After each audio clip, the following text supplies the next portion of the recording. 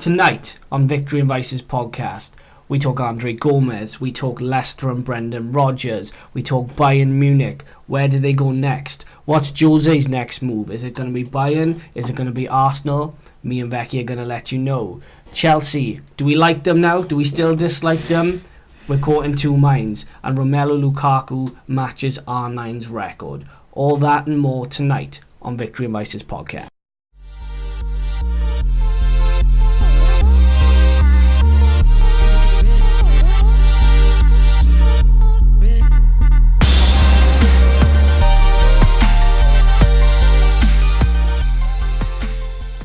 Welcome people to Victory and Vices podcast. Me, Rory Spooner, James Vec, and you know we got the hot topics. So let's kick off, broski. Let's do it. Number one on the list, and it has to be number one on the list because whilst it was unfortunate, it was also horrific as well. Yes. Was Andre Gomes. Now, first and foremost, we'll wish you a very speedy recovery. I know you watch all the time, and you have Portuguese translators for you, so we wish you well. Fuck, bro. I mean, I've seen car crashes where people... I actually saw a car crash a couple of weeks back, right, where the car flipped over, right, and two people walked out or got out of the car and they're completely unscathed. This guy went down under what seemed relatively... sort of... What's the word I'm looking for? Is it innocuous? Is that the word I'm looking for? I might need someone to actually find it out for me. Do some due diligence and actually find that out. But the tackle itself was a bit of a nothing tackle, right? Just like light impact, really, wasn't it? Fucking hell. And the impact... As soon as I saw the players sort of do this, I was like, oh, that's not good. And one of my boys texted me and he's like, have you just seen what happened with Gomes? And I think, because I was watching it on the stream, he was a little bit ahead. Have you seen the photo of his ankle? Holy mother of God. Have you seen the photo of his ankle? I seen it. That is accurate then, that photo, right? Yes, I believe so. I feel for him. You can see as well as a couple of women in the front row seat him. And there's kids there watching that, and they see, and his ankle is just sort of dangling. It's like that, isn't it? Yeah. Oh, it's horrendous. I mean, going back to it, did you sort of the incident itself? Do you think it was a red card for some? No, I don't. That's the general consensus among a lot of people, is that they don't think it was a red. I know it's an afterthought, right? Yeah. The problem now with not just challenges, obviously. With VAR and the other things that are going on now, there's things are just getting too wordy for me now. Rulings now, they've removed the intent option from tackling. Now it's not with intent or without intent anymore. It's down to, did the player endanger the other player, right? And in this case, there's ex-referees saying that it shouldn't be red and it's rescinded. Or should be rescinded rather, and there's current referees who didn't referee the game who are saying that it should be a red and it's correct because he's endangered the opponent.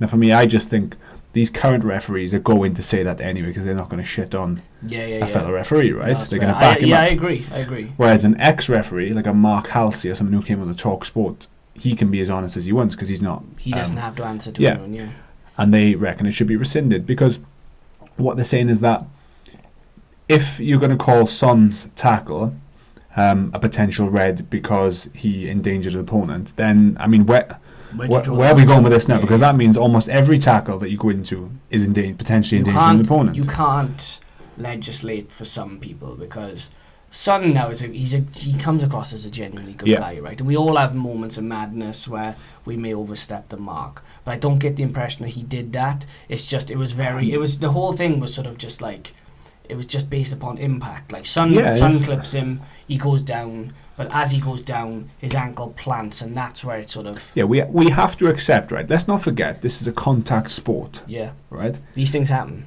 We're not playing darts, right? Or snooker. Yeah. It's a contact sport, right? Injuries, unfortunately, will happen. And even more unfortunately, to this extent, and the injury for Andre Gomes is a very, very bad one. I just saw on Sky Sports that his surgery has apparently gone very, very well, I saw, which is always nice to hear. Which is great to hear. But I go back to the point, it's a contact sport.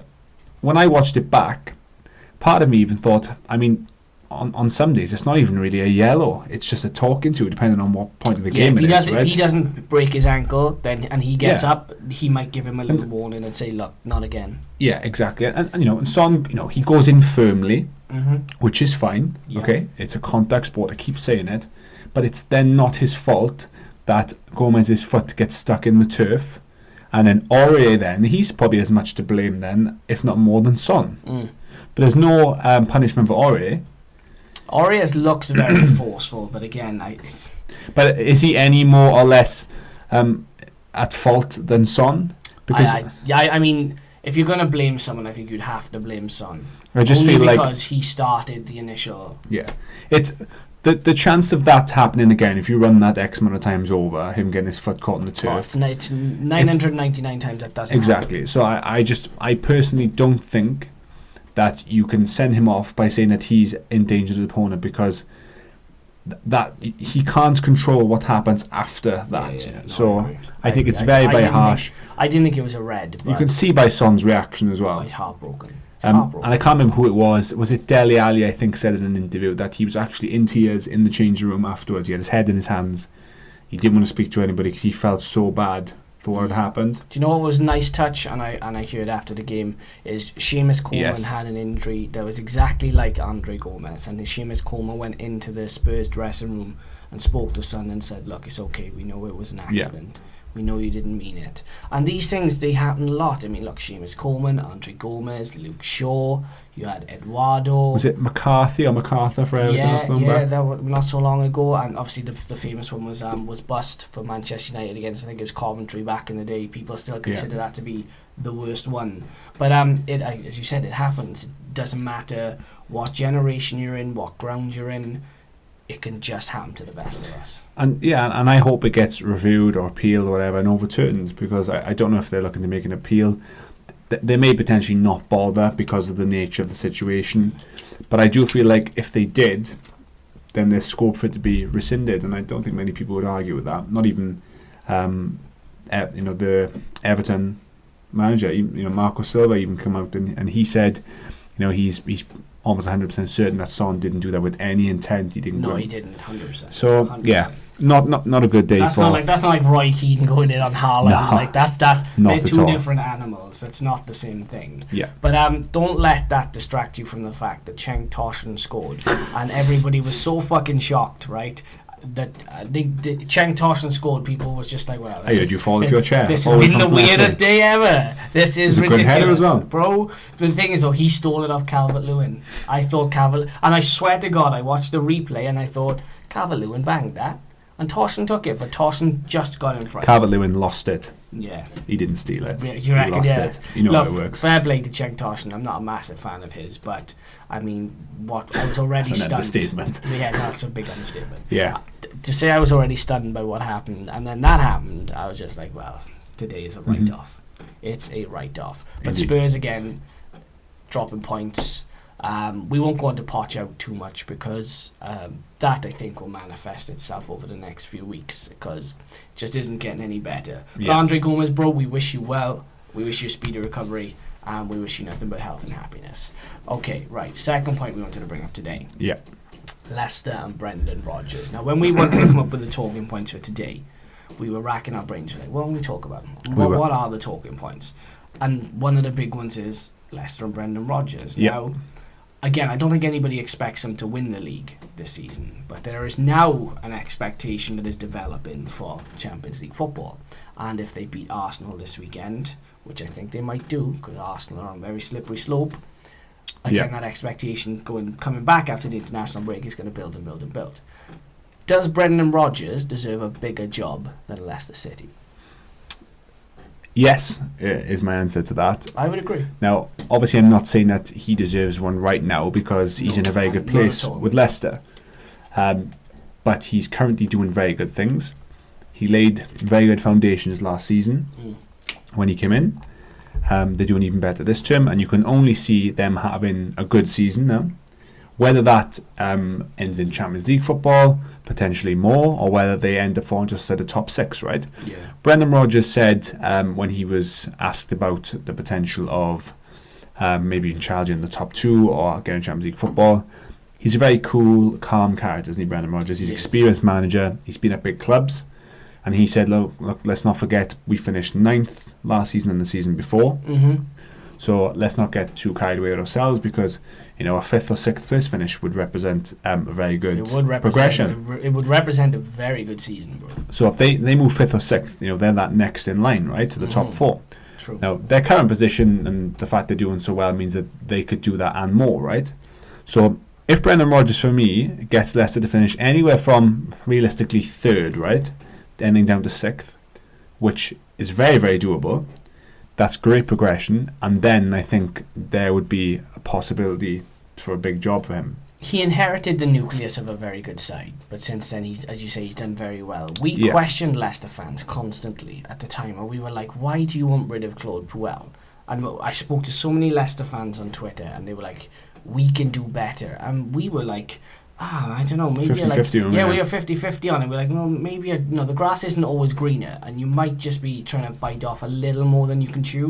But there are Leicester fans there that saw the potential in that squad, and hold my hands up, they were right. They were right. They were right. And there's so many good things they've got going on there at the moment. And one of the things that it kind of pains me to say it is that they've sold Harry Maguire to us for £85 million. Was it 85 million or 80 million? Somewhere around there. Something around there, yeah. And they've replaced him with, is it Sion-Chu? It's an excellent pronunciation. I don't know his first name. That could be his first name. That could be his only name. I really don't know. Like Cher or Jesus. Brilliant. Or Fergie. Sion-Chu, right? Yeah. And he's been excellent. It's like Harry who? Quality player. Haven't missed Harry Maguire. They haven't missed him at all. And they're doing better. No, I'm not saying Maguire is not. He's not really doing nor brilliant nor terrible for us. He's kind of just okay. He's like at the halfway house right now, isn't he? Yeah. But they aren't missing him at all. Now, I didn't think it was possible that Brendan Rodgers would come in and make Jamie Vardy a better player, but he is. His strike rate and the goals he's scoring is better. He fucking thrives off shithousery. Jamie Vardy, right, his misses riled him up so much that he has just gone out there with a point to prove. Because he knows if he plays shit, the abuse he is going to get, A, for playing shit, and B, his misses being a bit of a snitch, is just going to be unbearable. The only way you can shut people up is by scoring goals. So he does have to thank his misses a little bit for that. I read I don't know if you saw it, it was a very interesting piece on Sky Sports, and it was titled something along the lines of, is Jamie Vardy really getting better? Did you see that? I didn't know, but I'm interested to hear about it. Now, it was a very long article. I wouldn't be able to to recall all of it, but the main sort of crux of what was in it was that it was a lot of stats, right? And we love stats, right? So the obvious stat, the one I said last week or maybe the episode before, was how since Brendan Rodgers has taken over as manager, Vardy has scored more goals than anybody else. But Brendan Rodgers was saying that when he came in, Jamie Vardy was very much sort of a free spirit on the pitch, and he would often, because he's a runner, he would always come back and want to be involved and get the ball and be part of that. And Brendan Rodgers was like, no, you now need to understand that is not your role. Like, you are a good goal scorer, and we will find you. So if you notice where he plays now, they're looking at the map of his average touch position. Oh, like a heat map, so to speak. Yeah, like last season, he was sort of, close to the edge of the area, but then more close to the midfield. And that's almost like a 10. Yeah. Whereas now you look at this season, and he's right up there, always in the box, right on the area. And there was an interesting stat that, and I don't know the exact numbers on it, but it was showing goals that he'd scored against the top 6 under Puel, Shakespeare and Ranieri versus Rodgers, and then the goals that he scored against all the rest. Now, his goals that he scored against the top 6 has gone down slightly, but the goals that he's scoring against everybody else has gone up almost tenfold. Really? That is interesting. Brendan Rodgers has sort of changed his playing style slightly so that, he's getting they can accommodate him more. But it's since they won the Premier League title, they struggled with, they'd always put in shifts against the big sides. But unlike the season where they won, where they were beating everyone, they just couldn't do it against the other side. So he's adapted Vardy's game. He's now a free-flowing scorer. Very interesting. Against the other sides. And what's more is that his sprinting stats, or the speeds that he was clocking over, like it was 20, 50 and 100 metres in 2015 when he came into the Premier League, he's actually beaten those sprints now this season under Rodgers. That's impressive. That is impressive, especially for someone that's not getting to the tail end of his career, but is getting almost to the end of his prime. Yeah. He has maybe a season or two left where we fully appreciate Jamie Vardy and what he brings. And he came into the Premier League, he didn't really make it until he was 27, 28, and he came in as a winger. And he's beating all of his sprint speeds. He's beating his long distance runners. He's getting fitter. He's faster. So it's incredible. It was just a really good piece to show how Brendan Rodgers has taken Vardy's game to a whole new level again. I think he's taken a few players' games to a different level. I look at Chilwell. Chilwell can easily play for a top 4 club now. We had that debate for a while, and I don't doubt it anymore. I think he is well equipped for that. Maddison, I mean, he just constantly creates chances. Their midfield, right? Tielemans, it looks like he's better again. That Leicester midfield, right? You take away City's and then Liverpool's midfield out of that, right? Definitely City's. Liverpool's depend on who you like and who you don't like. But that Leicester midfield, you got Maddison, you got Tielemans, Ndidi. Yeah. That's a smooth midfield. It's a well-oiled machine, bro. Very, very good. And you'd be a fool to sort of start writing Leicester off and say they could fall at the top 4 so easily, because 1 to 11, that's a decent side. And they've got a good manager. No European commitments either. Exactly. Do you know what I mean? They don't have to worry about playing midweek. Everybody get your rest, relax. We come back and we do it again. Say, for example, now, and this is going to potentially bring us on to another point, right? I'm thinking of a club that, if the timing was better, that a Brendan Rodgers, I was just going to ask you this, could potentially go to. Of a club of that sort of size, why not? Well, you've literally segued lovely into what I'm going to do next. We don't rehearse this, by the way. That wasn't rehearsed. We don't either. rehearse this. That wasn't. If you could pick a club for Brendan Rodgers to go to next, who would that club be? So, like you said, it does segue nicely into something that we were also going to talk about, but it fits very nicely. Bayern Munich. Do you know what? I'm in agreement. Now, there might be some people watching this going, are you sure about that? Bayern Munich, Brendan Rodgers, do they really mix together? Why the fuck not? Why not? Bayern Munich is a very well-run club where its owners, they're football lovers. There's good money in there, not world-leading money. Yeah. They can't compete with United, Cities, Real Madrid's, Barcelona's for wages and transfer fees, right? But they've never really needed to, because they're smart with business. Yeah. They're Germans, right? It's efficiency. Look, that's what they do. They do bratwurst, good beer, Volkswagens, and efficiency. Everything is efficient. Right? Everything is efficient. And that would be a really good club for someone like a Brendan Rodgers to go to if he has ends his spell well at Leicester, because I'm in agreement, bro. He would bring a very good brand of football. He would make players better. There's a lot of young players there. He'd get given good transfer money, and it's a club that will give him time. That's a Bayern side that still has a decent core, but it's not the Bayern side it once was.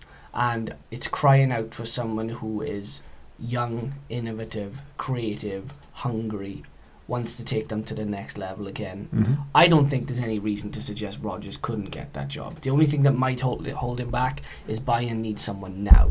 And I don't think Leicester would let him go now. But come the end of the season, if Bayern is still in a bit of a predicament and Rodgers goes, you know what, I can't turn this down. It's impossible. Bayern would do very well to look at Brendan Rodgers. Very well. And I mean, I agree. And you look at the other potential managers that would be available. I mean, is there anybody really out there that's a standout candidate over someone like a Brendan Rodgers? You are just linking everything together so great. But we'll come to that in a moment, right? So, Brendan Rodgers and Leicester we've kind of covered, which segues lovely into Bayern. Just before we move on slightly from Bayern, where do you think it's gone wrong for Bayern so far? I just think they're in transition. It was only last season, was it the season before, that they mourned the loss of Robbery. Robbery, yes, yeah. Iron Robin and Frank Ribery. Obviously, they were great servants for Bayern Munich. They nailed down. Robin might be one of the best left wingers of all time. Yeah. Of all time. I'm not even having a debate. If people don't put him in the top 5 left wingers of all time, I don't want to speak to you. Yeah, so the left and right wing for Bayern Munich was absolutely nailed down for how many years? Probably close to 10 years. Well, when did Robin had a very illustrious career. I mean, he was with Chelsea. PSV, huge club in Holland. He went to Chelsea Madrid, in the Mourinho years, the good Mourinho years now as well. Went to Madrid, it didn't work out, but you can still say you played for Madrid. And then Bayern, he was there a long, long time, and he flourished in Bayern as well. Well, they had their most successful period. If you go back maybe in the last sort of 4 or 5 years, right? They won Champions League. They were very unlucky not to get more, because obviously Chelsea beat them in the final and had a lot of luck involved. The Pep years as well. Yeah, take nothing away from Chelsea. Obviously, they won it that year, but they did ride their luck a lot. So they beat Dortmund in the final, and they came close on other occasions as well, right? So they also lost to was it Mourinho's Inter Milan as well in the final 2010? They might have done, to the best. I can't. I believe they did. Who they lost to. So you look at their team over that sort of time. They had obviously Lewandowski, but then Muller was having his better years. Fire as well, Lewandowski right now. But yeah, he's the one Bayern player that can sort of hold his head up high. They do have issues in a sense that I think recruitment-wise, very similar to United. They just haven't got it right. Yeah. You look at players they've signed, like Kingsley Coman has a lot of titles to his name. He's no great shakes, right, is he? No. The thing is, though, with Bayern, they had such a quality squad for so many years. They didn't really need to get it that right because the team was so good. The nucleus was incredible. Because they had obviously Lahm, back Kroos. they had Schweinsteiger before, Kroos, Muller, when he was on fire. Yeah. They had Neuer, Hummels and Boateng. So their back four, Alaba, their back four was solid. The midfield was quality, and then like I said, they had Robin, Ribery, Lewandowski, and Muller, right? That prime back 4-5 of Neuer, Lahm, Alaba, Boateng, and Hummels. Fucking hell, that's so good. But obviously, Neuer's better years are behind him. Obviously, Lahm, so he's gone. So you think Hummels, he went back to Dortmund. Boateng, not what he was. Yeah. And the players that they've kind of filled the gaps with or tried to fill the gaps with haven't quite been the same standard. They tried to bring in James Rodriguez. He was hot and cold. James. Yeah. So they call him. And so they went with. They had Pep. They had your Pankness. He won the treble. Yeah, he did. Yeah. And then Pep came in. He did well, but couldn't quite replicate what they wanted. And then they went back. Eventually to your Pankness, and he did okay, but then they've gone for Kovac, and it just hasn't really taken off, has it? No, it hasn't. I just feel like, going back to what I was saying, they're just a side in transition. Yeah, it's a whole club that their history is so significant in football that now everybody has to go through a transition. Nobody can keep winning forever, and they're struggling to accommodate Thomas Muller. They didn't know what to do with Renato Sanchez. They didn't really know what to do. They've got Coleman and they've got Gnabry, but really, are they the top class players? Gnabry's another one as well who's done very well. He has done well, but I mean, again, moving forward, is he the long term answer? Who knows? No. But again, someone like a Brendan Rodgers could do something there. 100%, yeah, and you have to look at the decision that they've made. Now they've sacked Niko Kovac, however you want to pronounce it. I don't know, I'm going with what you say. They lost 5-1 on the weekend by Munich to Eintracht Frankfurt. Slumped. And they're still only 1 point off the top. It's interesting, isn't fourth, it, that right? they decided to get rid of him then. Yeah, I mean, they obviously see more than what me and you do, right? We don't watch an awful lot. I'm assuming there's some sort of player unrest there. Yeah. So it's obviously not going well behind the scenes. I think they're so used to being like 5 to 10 points clear at the top at this stage that the fact that they're in fourth, but only 1 to 2 points off the top, shows that they mean business, because that for them represents like failure. Yeah. So do you know what, right? That's what big clubs do. Mm-hmm. Big clubs identify their weaknesses and they try and turn them into strengths. Mm-hmm. And they identified him as a weakness. So, this is true. Fair play to them. So if not Brendan Rodgers, who? Well, I'll tell you what, we'll tell you after the interval. So we'll come right back after this. So make sure you add me, Becky, and the podcast up on the social media platforms, and we will reveal all after this. Stay tuned.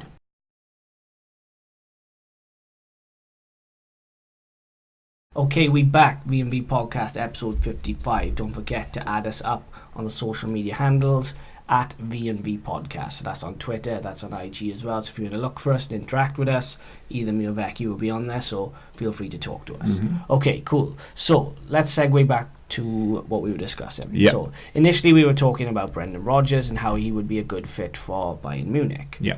But the favourite has come out today, and that favourite is a young man called Jose Mourinho.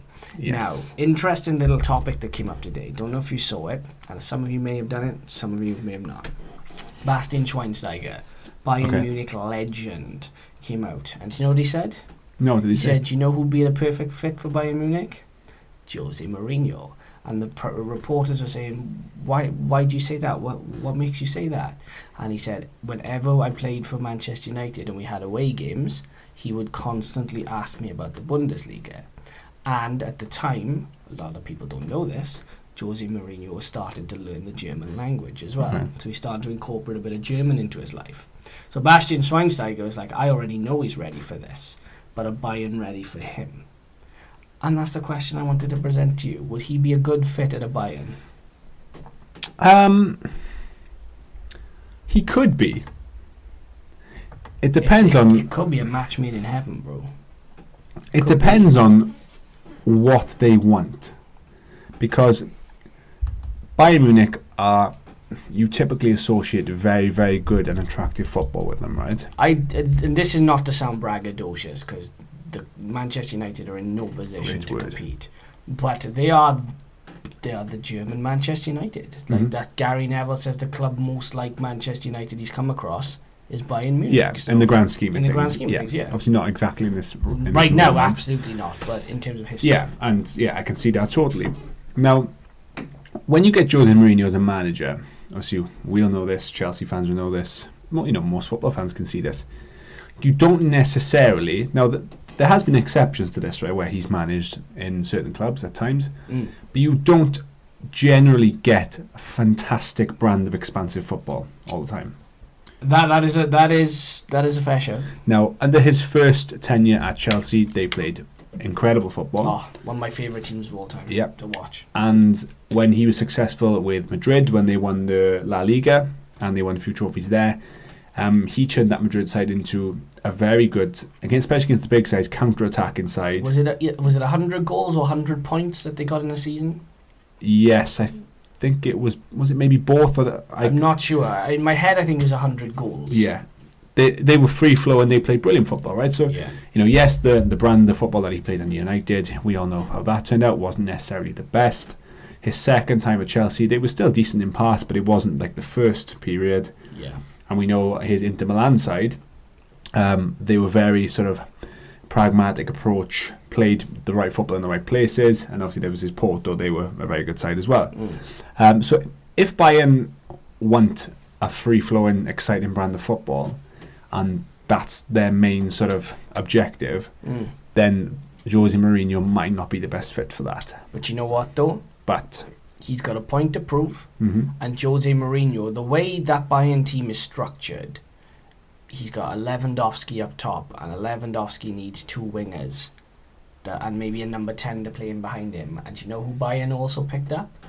Even Perisic. And Mourinho desperately wanted even Perisic. The thing is that if they're willing to just be a little bit adaptable, the people if they're willing to adapt to each other, if he can sort of say, look, we may not have the most exciting brand of football straight away, but you make money available for me and you allow me to pick my targets, we will be successful and we will get this club back to the top. They've a nucleus of a squad there. I mean, I don't think Coutinho will necessarily stay at the end of the season. But right now you've got Coutinho, you've got Thiago Alcantara, you've got Lewandowski, you've got Gnabry who's on form. Who else am I missing? Perisic you've got as well.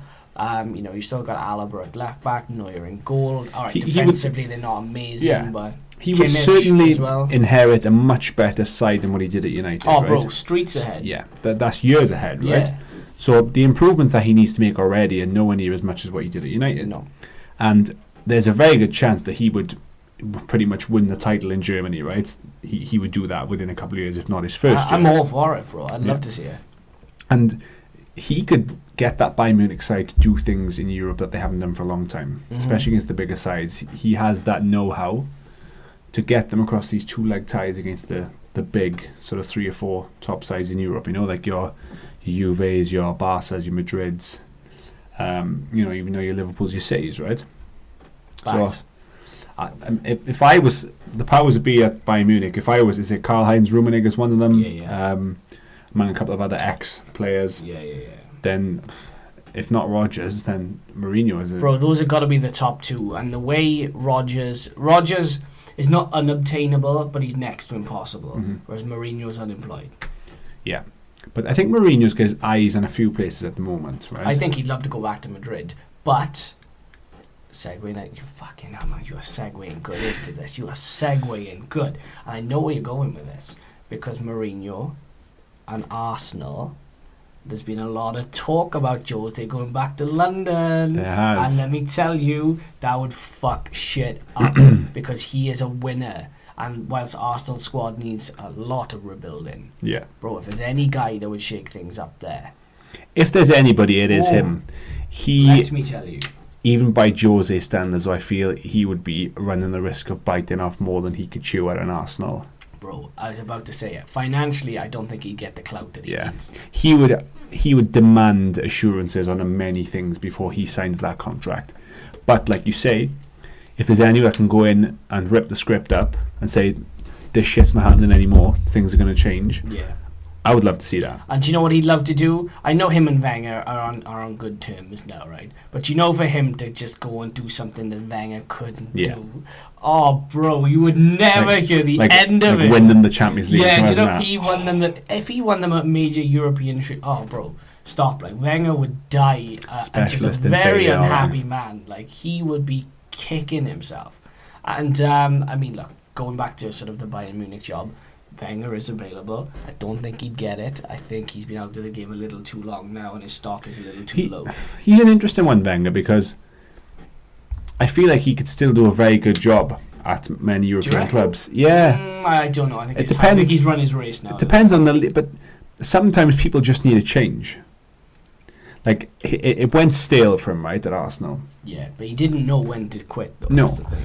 But you take him out of that situation and you put him in somewhere like a Bayern or somewhere in Italy, or even in France, even like a PSG, right? I suppose so. I don't see him doing very bad at all. It's an interesting It depends on the league, you know. If you like French youth team players, he's your guy, bro. Like, you know what I mean? Kingsley Coman would be fucking thriving. Again, PSG, they would throw the money at him, potentially. And he was never given that at Arsenal. It's an look, Jose's next move is going to be very, very interesting. Now, I'm going to throw some money out there and say it's Bayern. I don't see how Bayern cannot employ Jose Mourinho. Unless Jose really doesn't want to go there. They are the perfect match right now. They have a point to prove. He has a point to prove. They're willing to spend money as well. It's not like they're short cash. Yeah. Just to throw another team into the mix. All right, go on. Could you see Jose Mourinho go into Spurs? No. No, I cut that dead straight away. Do you think so? No, I don't. Why Spurs aren't big enough for Jose Mourinho. So you just think that he would go to Arsenal maybe over Spurs? I don't think he'd go to an Arsenal either, to be honest with you. I mean, because I've heard a lot of paper talk about just the fact that he wants a Premier League move. I mean, if you're going to pick one, right, of Arsenal or Spurs, you're going to go Arsenal, right? And that's not to disrespect Spurs fans, because Spurs are a decent side. But the history of Arsenal and as I say, the Wenger factor will be huge. He doesn't give a fuck about Pochettino, but to surpass what Wenger done, bro, he wouldn't stop smiling forever and a day if he did that. He would never go to Spurs the way they are now. I just think he would. I don't think him and Daniel Levy would not mesh well. That's true. They would not mesh well. Daniel Levy is a fucking stubborn motherfucker. And Jose is a stubborn motherfucker. You put two stubborn motherfuckers in a room like that, doesn't end well. It doesn't. They'll fight each other to death. They'll bite each other's heads off. So Jose's next move, let us know your opinions, what you think. Should it be Arsenal? Should it be Spurs? Will it be Bayern? Let us know. Moving forward, segueing in lovely to one of Jose's ex-clubs, Chelsea. Now again, when we were coming up with a topic list today, we were thinking, okay, what can we talk about? And you asked a question, are Chelsea becoming more and more likeable? Yes. Is it harder for us to now dislike Chelsea? A lot of people will say, you know what? I never liked them in the first place and I never will. But it's a valid question. Lampard is turning them into a... what's the word I'm looking for? A friendlier side, in the sense that the neutral is now looking at them going, I actually like watching them with kids playing. And Frank Lampard is very endearing. He's a nice guy. He's a great character. Comes across very well. So Chelsea all of a sudden are not becoming the people's champs, but a lot more people are starting to root for them than they were. Yeah, the actual way that I put it in my own head was, are Chelsea at risk of becoming a likeable football club or a football team? Which is something I quite frankly, never thought, excuse the pun there, thought that I would ask myself, because I didn't either. They're not, to a Man United fan, yes, there's been a rivalry over the last sort of 10 years because they've been close to the title and things like that, right? But they're not a direct rival like a City or Liverpool, right? Or even an Arsenal like they once were. That's very true, yeah. So I wouldn't ever say that I develop a deep hatred for them, because it wasn't quite like that. You didn't like them because they were a rival at the time, but it wasn't as deep-rooted, or isn't as deep-rooted as a Liverpool, obviously, or a City, right? But there was always a thing about Chelsea that I never liked, and I'm sure many people would say the same, because they were always sort of teetering around 5th, 6th, 7th place, like that Europa League UEFA Cup position, and sometimes even lower. Yeah. And they weren't really on the cusp of challenging for titles or even top 4.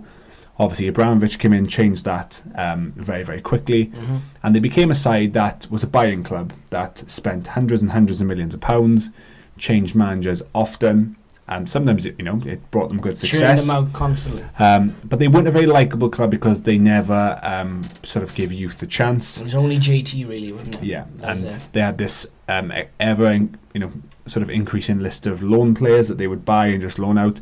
And just on the face of it, there just wasn't a lot to like about Chelsea as a club. A lot of people didn't like the success they had in the short term. Throw in the racial abuse situation with JT and with Raheem Sterling, and a lot of people were not Chelsea fans. And sort of the general opinion of Chelsea was that because they came from relatively not nothing, because I don't want to sort of put them down. They had quality, but they were quite a big club. Yeah. But the fact that they elevated into that top bracket so quickly because of the money, and the fact that they never give youth a chance really, meant people didn't like them that much. Now the situation is, and the circumstances have obviously changed, where they couldn't sign players, which meant that they kind of thought, well, we have to come at this differently now. We have to have a different approach. And they brought in Frank Lampard. Obviously, he did pretty well at Derby. I say pretty well because he changed the feeling of the club, but they still finished in the same place as they did the season before, right? Yeah. So he did well, but they saw something in Frank, and that it would gel well with their situation. Yeah. And what Frank, to bring this back round, has done at Chelsea so far, because we have to say that so far, has been excellent. And it's been very good. Yeah, we've touched upon this in previous episodes about Abraham, Mount, Tomori, Hudson-Odoi.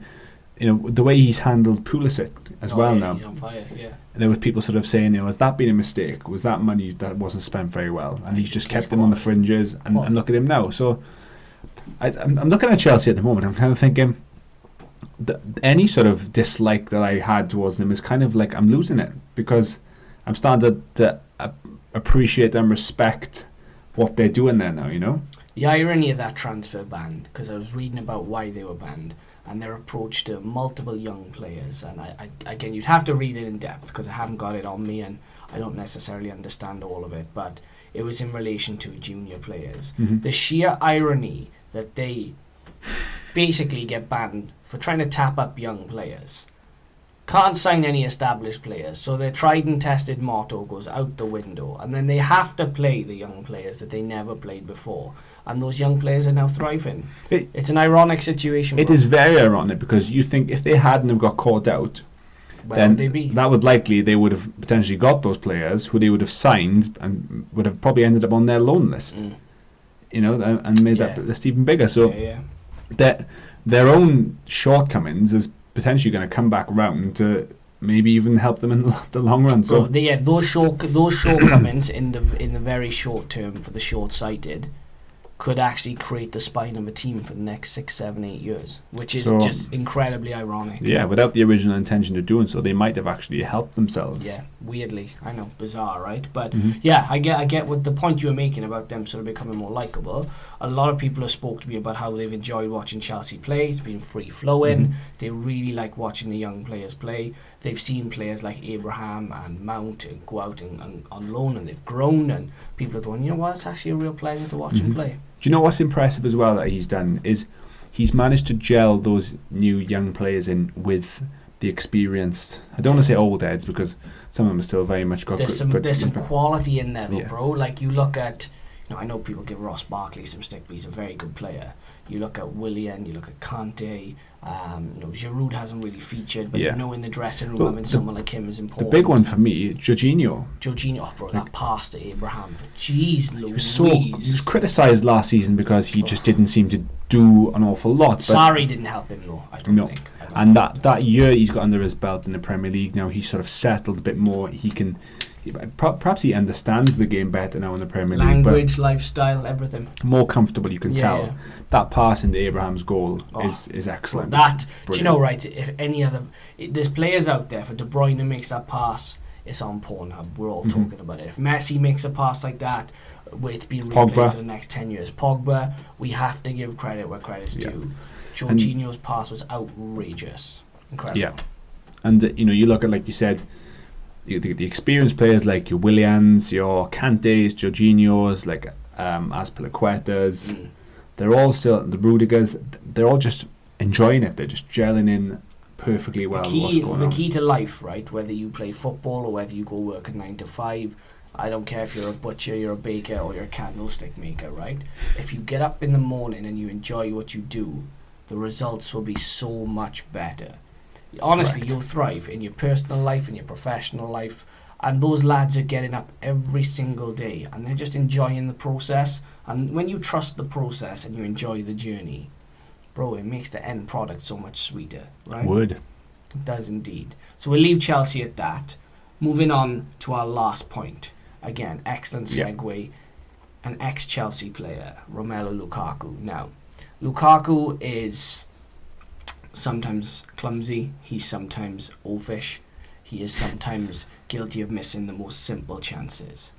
But on his day, he is fucking formidable. He is a handful, and if you feed him correctly, I mean goals, not food. He could have laid off that in pre-season a little bit. If you feed him correctly, he will score. Now Lukaku equaled R9's record. Now R9, Ronaldo, the Brazilian, not the Portuguese. Or Fat Ronaldo. Fat Ronaldo to the disrespectful FIFA generation, who is arguably, in some people's eyes, the greatest player of all time. Especially out-and-out striker. Out-and-out striker, the greatest. Lukaku equaled his record at Inter. His sort of first 11 games at Inter, he scored 9 and 11. So he had 9 goals in 11 games. Lukaku just equaled that. Now there'll be people out there that say the standard isn't as good as it used to be. Admittedly, R9, he was against Maldini's and Nesta's and Costa Curta's and various other people like that. But as we've already spoken previously, you can only beat what's in front of you. And Lukaku isn't playing in a world-class Inter side. So for him to be averaging almost a goal a game, move into a completely new country, where, yes, he does speak some Italian, but it takes a little bit of getting used to, right? And he has to develop a rapport with his teammates and a chemistry. I said at the start of the season, United should have sold Pogba and kept Lukaku. I'm a firm believer that you can replace a Pogba with a Maddison, a Van de Beek, a Bruno Fernandes. You cannot just go out and replace Lukaku. Because there's so few people out there. And the window is going to be interesting for Manchester United. Because I feel like now, who would you pick, right? Because we'll come back to Lukaku in a minute. If United sign a striker in the window, who would you take? Because Timo Werner's name is coming up a lot now. I've said him a long time back, didn't I? Yeah. I mean, give me some options. Okay, so you've got Mandzukic. You got his number note to that. So Mandzukic, you got Timo Werner. What's the one for? Is it Leipzig or is it Leipzig? You've got Haaland. Yeah.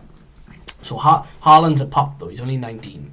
I don't think United need another teenager up front, to be honest with you, because you're old enough and all that. No, there's too much inconsistency. There's another lad at Inter Milan. I forget his surname.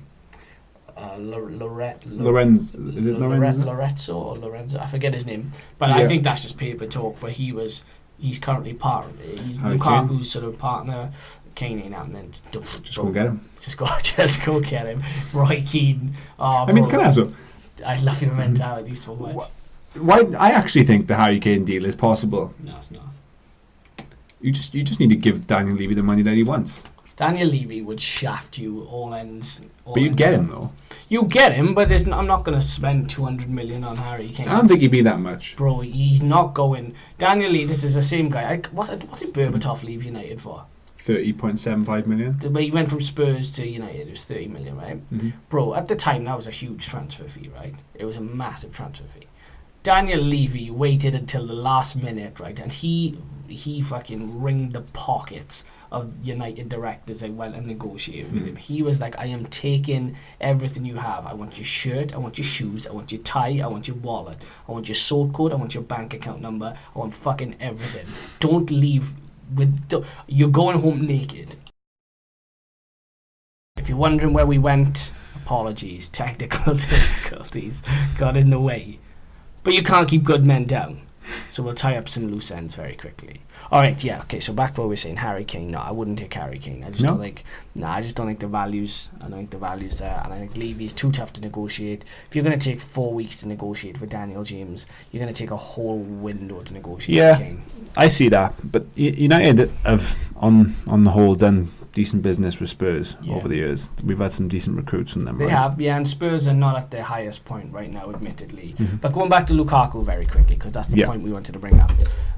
Sky's the limit. I mean, what do you think his potential is like in Italy? What can you see him achieving? Well, I mean, they're currently, I think, either joint or 1 point behind Juve, right? Yeah. And nobody has won the Serie A title for some time now, apart from Juventus. I don't know how many years running it, maybe 5, 6, 7 years. It's a long time. I haven't got the stat, but yeah. If he could help sort of spearhead Inter to a Serie A title, that would be a big thing in itself. Especially because Inter, over the last sort of 5 or 6 years, have really fallen away, right? So they brought in Antonio Conte. They got Lukaku. They brought Sanchez in as well. He's injured at the moment. And forget about Sanchez. God, bro, his name has not cropped up much. No, he has had an injury or two as well, which has obviously not helped his progression there. Bro, that's a guy to steal to live in. So their team is solid now. They've got a solid manager. So I think that it would be a big achievement to get them to win Serie A. The Champions League, there's not to say that there's potential they can make the knockout stages there.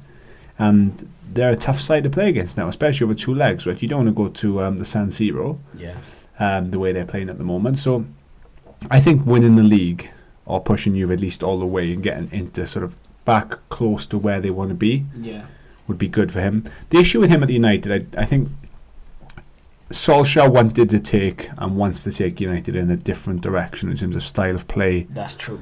To what Lukaku offers.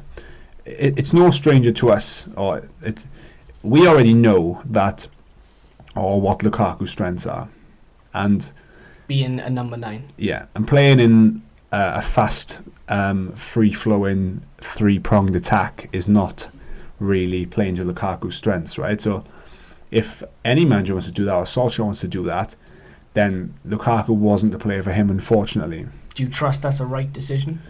If he gets the right personnel in over a period of time, then yes, it could be. And United are synonymous with that kind of football. Fergie always found a way to blend that sort of... The 4-4-2 that Fergie had before isn't quite the brand of football that we see now, where you had the 2 quality wingers, almost like a Bayern with Robben and Ribery, and 1 or 2 sort of interchangeable strikers up top. That's not how football is nowadays. So, the Lukaku one's a tough one because he is when he wants to be and when you play to suit him, he's a very clinical striker, and confidence is everything, right? And he didn't at any real point in United for a sustained period of time ever look like he was that confident as a player, because we weren't ever really playing to his strengths. So think of the games where his confidence was shot and he'd have more bad touches and you could just see that he wasn't at the races because we weren't adapting to him. And you look at a club now that's playing to adapt to Lukaku and the goals are flying in. Everton did that. West Brom did that. Belgium do that. I'd like to have kept him. I won't lie to you. Gary Neville made a really interesting point, though. He talked about Van Nistelrooy leaving, and I think it was Louis Saha came in. And he talked how Louis Saha was so mobile and so quick, yet he could score goals. Had he just complemented Rooney and Ronaldo so well. Yeah, and Alan Smith as well, didn't he? And they just completely changed the way United played. So that's what United are looking for, is a Luis Saha and not a Lukaku. Okay, fair enough, but I would have probably kept Lukaku one more season. I mean, I don't think it would have done any harm. What you said with letting Pogba go and keeping Lukaku looks like it might have been a wise choice now, because obviously Pogba has had quite a lot of injury problems. And he's gone in the summer. Yeah, and does he not want to be in the team? And you look at United's injuries, you know, at times this season they've relied on young Mason Greenwood, and he's done very, very well. But like, you know, you've mentioned with similar to Daniel James, sometimes at a club like Manchester United, you don't need to put that much responsibility on players at that age and inexperience. So obviously when Martial was injured, Rashford went through spells of injury, there was nobody there. So you look at the situation and think, you know, we could have really done with Lukaku right now. Bro, Lukaku with a few other players behind him could have done some damage. But what do I know? Solskjaer's the guy in charge. But anyway, that's our talking points for tonight. Thank you for bearing with us through all the technical difficulties as per usual. But we will be back next week. We'll do some type of special, or we'll do something. It's an international break, but that's not going to stop us. So make sure you add us up on all the social media platforms that you've seen, mine and Becky's and the podcast. And again, don't forget to subscribe to the channel. So we'll leave it there, signing out, people. Till next time. Take care. Ciao.